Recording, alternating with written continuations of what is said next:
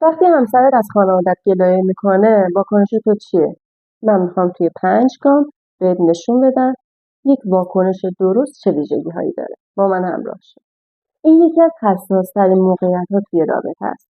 همسرت احساس میکنه که مورد بی‌مهری قرار گرفته و تو این احساس رو داری که داری بین دو جبهه، یعنی بین خانواده‌ای که دوستشون داری و همسرت هم که بهش عشق می‌ورزی گیر میکنی.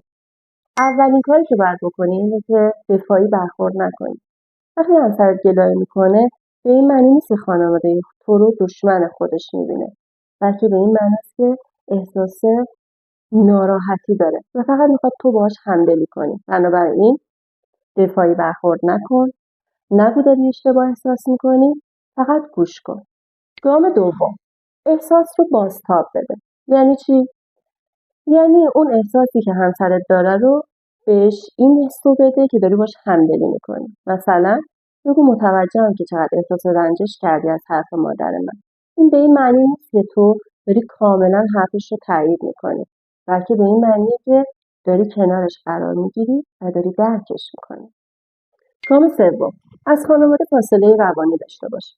به این معنی که خودت رو این حس رو نداشته باش که یک وکیلی برای خانواده که باید کاملا تو موضع دفاعی از اونها قرار بگیری. تو یک پل ارتباطی هستی بین همسر و خانواده اصلی. بنابراین ذهنت رو و تفکراتت رو مستقل از خانوادت کن و در لحظه فکر کن که چه کاری و چه رفتاری مناسب تره.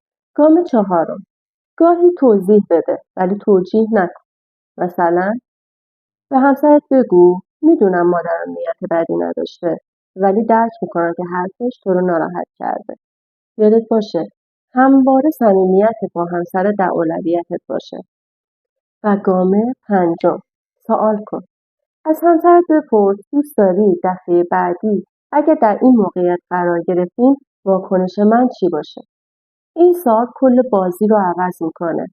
دقیقاً موضع رقابتی رو به یک موضع همکاری تبدیل میکنه و همسرت متوجه میشه که تو کنارش هستی. در همه این گام‌ها یک نقطه مشترک وجود داره. تو و همسرت یک تیم هستین و قراره روی مسائلی که بیرون از شما قرار دارن کار کنید. مثل یک تیم و با همکاری همدیگه. و همواره حواست باشه که امنیت روانی همسرت در اولویت قرار داره.